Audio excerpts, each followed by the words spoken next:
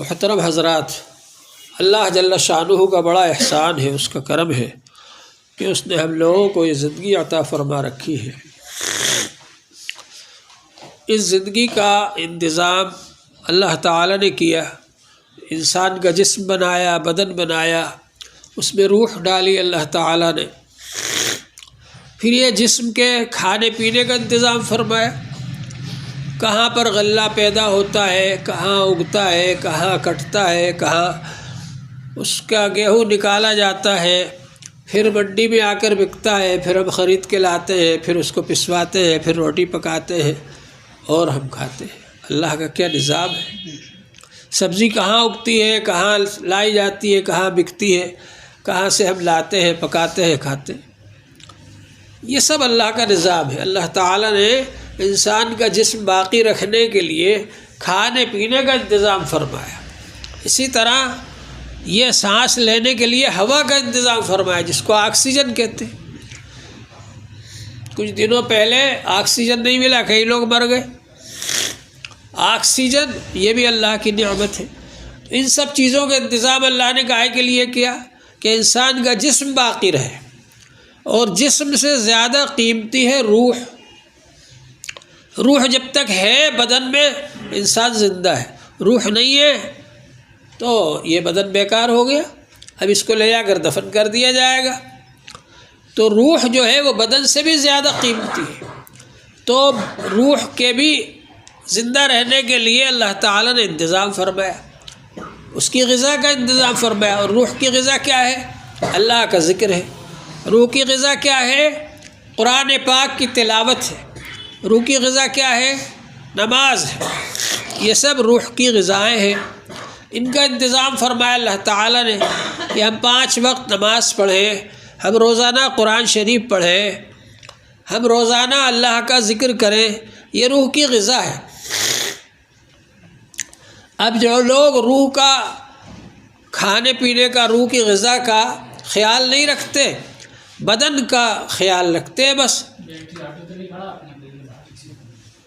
یہاں سے نکلے کھانا کھا لیا، وہاں سے نکلے سموسہ کھا لیا، وہاں سے نکلے چائے پی لی، وہاں سے نکلے بسکٹ کھا لیا، دن بھر کھاتے پیتے رہتے، اور نہ نماز پڑھ رہے، نہ ذکر کر رہے، نہ قرآن پاک کی تلاوت کر رہے، تو اس کے نتیجے میں روح تو ہو گئی کمزور اور بدن ہو گیا طاقتور۔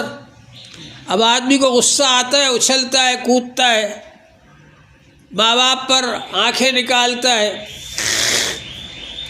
نماز چھوڑتا ہے، روح اس پر کنٹرول نہیں کر پاتی، اس لیے کہ روح کمزور ہے اور بدن طاقتور ہے۔ روح کو طاقت کہاں سے ملے گی؟ اللہ کے ذکر سے۔ روح کو طاقت کہاں سے ملے گی؟ نماز سے، قرآن پاک کی تلاوت سے، اللہ کے ذکر سے۔ اللہ کا ذکر ایسی چیز ہے کہ انسان ہر وقت کر سکتا ہے، ہر حالت میں کر سکتا ہے۔ اللہ سے جوڑنے والی سب سے آسان چیز ہے اللہ کا ذکر۔ نماز جب وقت آئے گا تو پتہ چلے گا آپ نماز پڑھتے ہیں نہیں پڑھتے، لیکن ذکر جو ہے وہ ہر وقت کر سکتے ہیں آپ، لیٹے لیٹے بھی، بیٹھے بیٹھے بھی، کھڑے کھڑے بھی، ہر وقت اللہ کا ذکر کر سکتے ہیں۔ تو اللہ کا ذکر ایسی چیز ہے کہ انسان کو ہر وقت ہر حالت میں اللہ سے جوڑے رکھتا ہے۔ اللہ تبارک و تعالی نے قرآن پاک کے اندر ذکر کا حکم دیا اور فرمایا وَاذْكُرُوا اللَّهَ كَثِيرًا لَعَلَّكُمْ تُفْلِحُونَ، بہت زیادہ اللہ کا ذکر کرو تاکہ تم کامیاب ہو جاؤ۔ اور اللہ تعالی نے فرمایا قَدْ أَفْلَحَ مَنْ تَزَكَّىٰ، یقیناً وہ لوگ کامیاب ہو گئے جنہوں نے اپنے آپ کو پاک کر لیا۔ پاک کیسے کریں گے؟ وَذَكَرَ اسْمَ رَبِّهِ فَصَلَّىٰ، اللہ کے نام کا ذکر کیا اور نماز پڑھی، اس طرح پاکی حاصل ہوتی ہے۔ اللہ کا ذکر کرنے سے آدمی کا دل پاک ہو جاتا ہے۔ انسان کا دل جو ہے وہ ابھی گندا ہو رہا ہے، اس میں حسد ہے، اس میں کینہ ہے، اس میں بغض ہے، اس میں ناشکری ہے، اس میں بے صبری ہے، یہ سب چیزیں ہمارے دل میں بھری ہوئی ہیں۔ اس کو پاک کرنے کے لیے اللہ کا ذکر ہے۔ اللہ کا ذکر جب کریں گے تو یہ سب چیزیں نکلیں گی اس میں سے۔ لا الہ الا اللہ یہ ایسا ذکر ہے جو جھاڑو لگا دیتا ہے۔ ایک کمرہ بہت دنوں سے بند ہے، اس میں گرد و غبار جمع ہو گیا، اس میں کچرا جمع ہو گیا، جالے پڑ گئے مکڑیوں کے۔ اب آپ نے آ کر کے جھاڑو اٹھائی اور سب جالے صاف کر دیے اور کچرا نکال کر باہر پھینک دیا۔ یہ ہے لا الہ الا اللہ۔ لا الہ الا اللہ جب آدمی پڑھتا ہے تو گرد و غبار جو ہے، دل میں وسوسے ہیں اور غلط خیالات ہیں، وہ سب اڑنا شروع ہو جاتے ہیں، جیسے دھول اڑتی ہے جھاڑو لگاتے ہیں تو۔ اب آدمی سوچتا ہے یار میں تو ذکر کر رہا ہوں اور یہ وسوسے خیالات کہاں سے آ گئے؟ ایسے ایسے خیالات آ رہے ہیں میرے دل میں۔ تو اس کی کوئی پرواہ نہیں کرنا چاہیے، اس لیے کہ جب جھاڑو لگائیں گے تو گرد و غبار تو اڑے گا ہی۔ لیکن جب آپ بار بار لا الہ الا اللہ لا الہ الا اللہ کا ذکر کرتے رہیں گے تو وہ سارے غلط عقائد، غلط خیالات، برے وسوسے سب باہر نکل جائیں گے۔ یہ ہے صفائی کرنے کے لیے۔ الا ان لکل شیء ثقالۃ وثقالۃ القلوب ذکر اللہ۔ ہر چیز کو صاف کرنے کا ایک ذریعہ ہوتا ہے، پالش کرنے کا ایک ذریعہ ہوتا ہے، اور انسان کے دلوں کو صاف کرنے کے لیے اور پالش کرنے کے لیے اللہ کا ذکر ہے۔ اللہ کا ذکر جب کریں گے تو جو زنگ لگا ہوا ہے وہ دور ہو جائے گا۔ کلا بل ران علی قلوبہم، خبردار ان کے دلوں پر زنگ لگا ہوا ہے۔ وہ زنگ کیا ہے؟ گناہوں کا زنگ ہے۔ جب آدمی گناہ کرتا ہے زنگ لگ جاتا ہے، سیاہ نقطہ لگ جاتا ہے دل پر۔ جب اللہ کا ذکر کریں گے تو وہ زنگ دھل جائے گا دل کے اوپر سے۔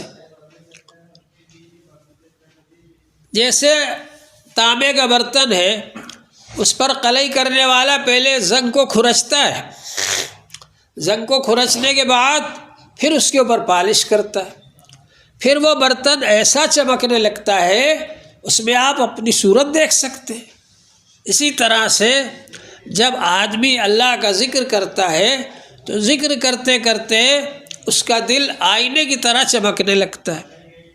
اس آئینے کو آپ سورج کے سامنے رکھ دیں تو اس میں سورج نظر آئے گا، حالانکہ سورج تو وہی ہے جہاں ہے اپنی جگہ پر، لیکن وہ آئینے میں بھی نظر آتا ہے۔ اسی طرح جب اللہ تعالیٰ کا ذکر کرتا ہے آدمی تو اللہ کا نور اس میں آ جاتا ہے اس کے دل کے اندر۔ جب کہ دل صاف ہو جائے، پاک ہو جائے، تو انسان کا دل جو ہے وہ پاک اور صاف ہو جائے، اس کے لیے کیا کرنا ہوگا؟ اللہ کا ذکر کرنا ہوگا، تاکہ ہمارا دل بغض سے پاک ہو جائے، کینے سے پاک ہو جائے، حسد سے پاک ہو جائے۔ حضور پاک صلی اللہ علیہ وسلم نے فرمایا ان الحسد یاکل الحسنات کما تاکل النار الحطب۔ حسد اس طرح سے کھا جاتی ہے نیکیوں کو جیسے آگ کھا جاتی ہے لکڑی کو۔ آگ میں جتنی بھی آپ لکڑیاں ڈال دیں سب جل جائیں گی۔ حسد اگر آدمی کے دل میں ہے تو وہ سب نیکیوں کو جلا ڈالے گا۔ اور وہ حسد کیا ہے؟ دوسرے کے اوپر نعمتیں دیکھ کر جلنا۔ اس کو یہ نعمت کیوں مل گئی، اس کو اچھا مکان کیوں مل گیا، اس کو اچھی سواری کیوں مل گئی، یہ اچھے کپڑے کیوں پہنے ہوئے ہے، یہ اچھا کھانا کیوں کھا رہا ہے، جلنا۔ اور یہ سوچنا اس کے پاس نہیں رہنا چاہیے، مجھے ملے یا نہ ملے، یہ حسد ہے۔ اور اگر یہ سوچتا ہے کہ اس کے پاس بھی رہے اور مجھے بھی ویسے ہی مل جائے تو یہ رشک ہے۔ رشک جائز ہے، حسد ناجائز ہے۔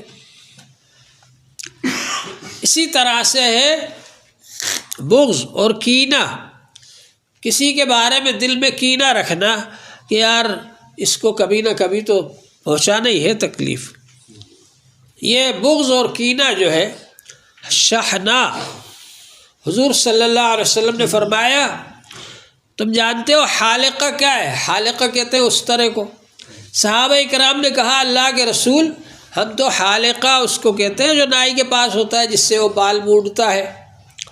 تو حضور پاک صلی اللہ علیہ وسلم نے فرمایا حالقہ شحنہ ہے۔ شحنہ کے معنی کینہ رکھنا، بغض رکھنا، دل کے اندر کسی کے بارے میں بغض رکھنا، یہ شحنہ ہے۔ اس سے ہمیں بچنا چاہیے۔ دلوں کا بغض، حسد، یہ سب دل کی بیماریاں ہیں، ان سے بچنا ضروری ہے۔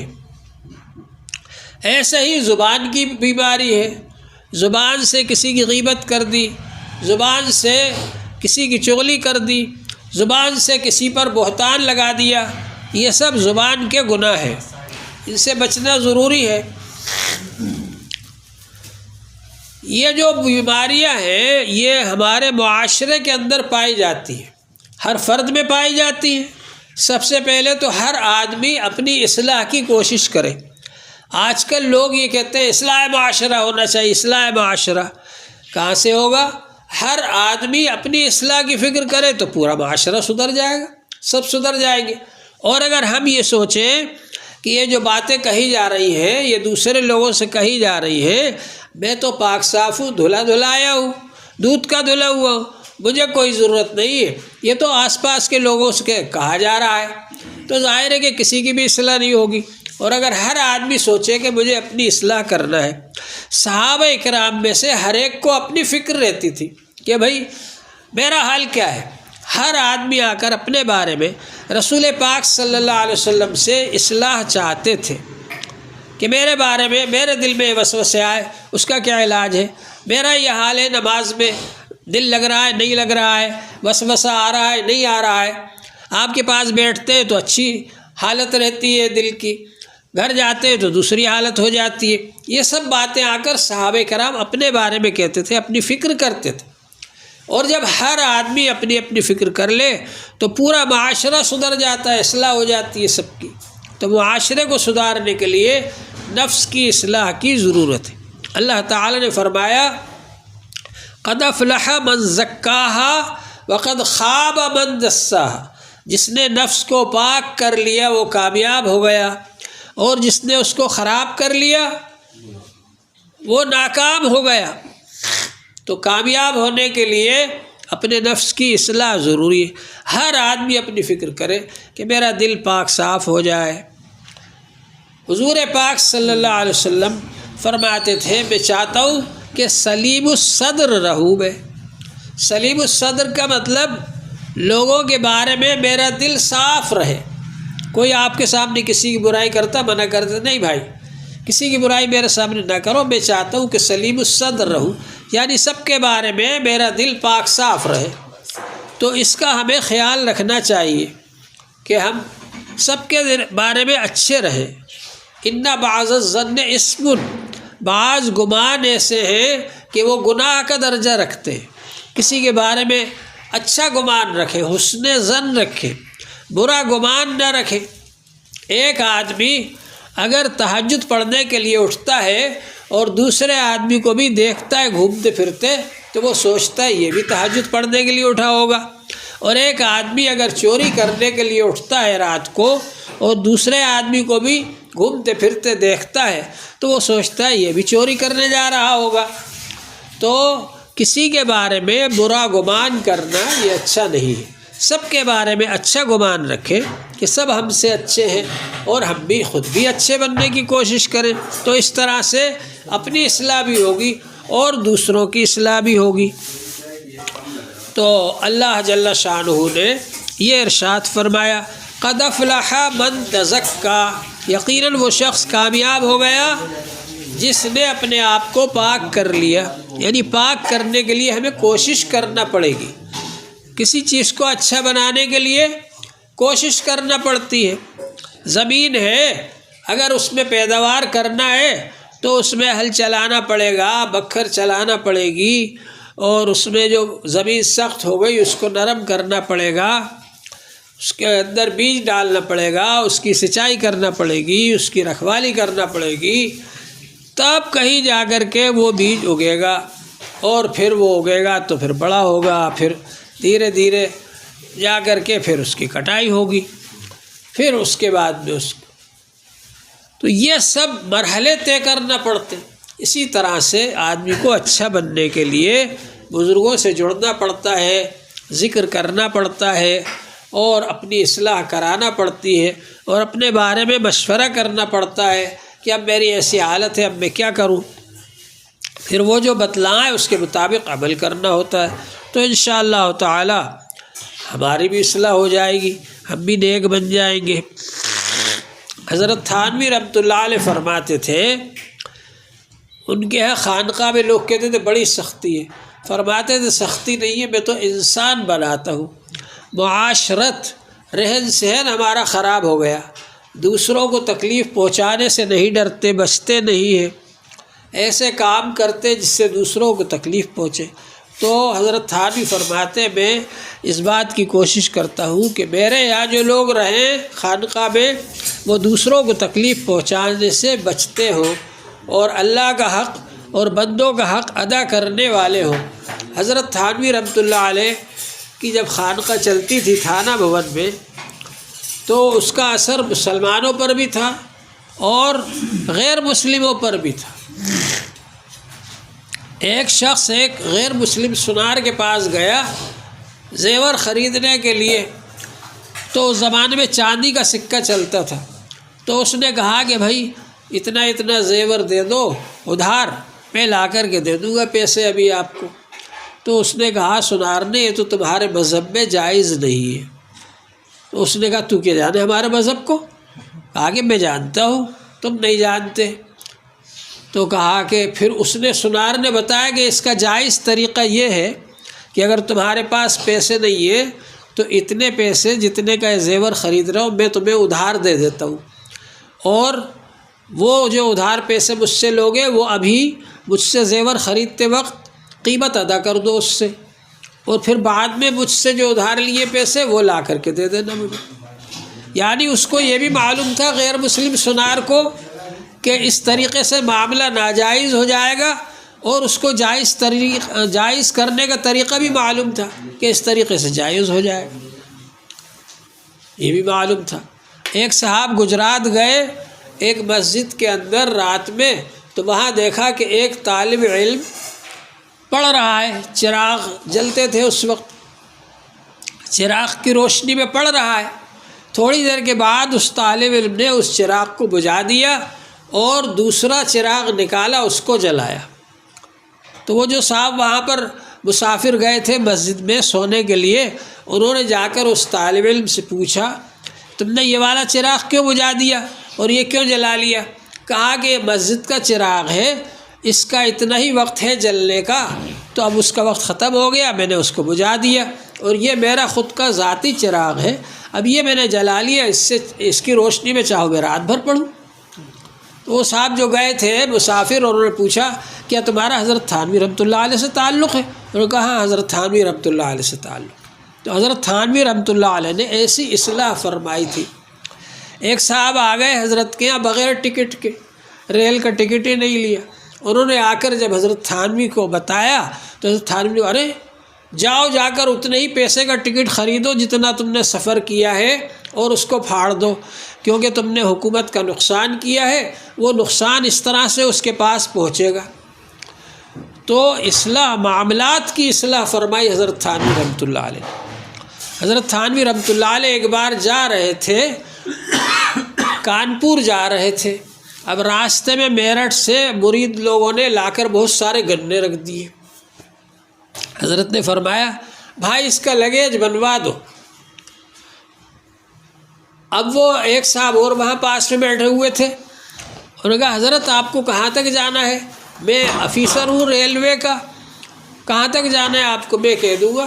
تو وہاں فلاں جگہ تک تو میں خود بھی ساتھ چل رہا ہوں، اور اس سے آگے جتنے ٹی سی وغیرہ ہیں سب سے میں کہہ دوں گا، کوئی نہیں چھیڑے گا آپ کو، آپ لے جائیے، کوئی لگیج بنوانے کی ضرورت نہیں. تو حضرت تھانوی رحمۃ اللہ علیہ نے فرمایا بھائی مجھے تو اس سے بھی آگے جانا ہے. کہا کہ ابھی تو آپ کہہ رہے تھے کانپور جانا ہے، کہاں جانا ہے بتائیے، وہاں تک کے لوگوں سے میں کہہ دوں گا. تو حضرت تھانوی نے فرمایا مجھے وہاں جانا ہے جہاں آپ کی نہیں چلے گی، مجھے آخرت میں جانا ہے، میں وہاں جا کر کیا جواب دوں گا. کہ بغیر لگیج کے لے گیا، میں بغیر حکومت کو اس کا بل ادا کیے ہوئے لے گیا۔ تو اس نے کہا کہ اگر آپ جیسے لوگ ہو جائیں ہندوستان میں تو سارا ہندوستان سدھر جائے۔ تو حضرت تھانوی رحمۃ اللہ علیہ نے معاملات کی بڑی اصلاح فرمائی۔ تو ہمارے معاملات بھی درست ہونا چاہیے، اللہ سے بھی ہمارا تعلق درست ہونا چاہیے۔ اللہ تعالی ہم سب کو عمل کی توفیق عطا فرمائے۔ وآخر دعوانا ان الحمد للہ۔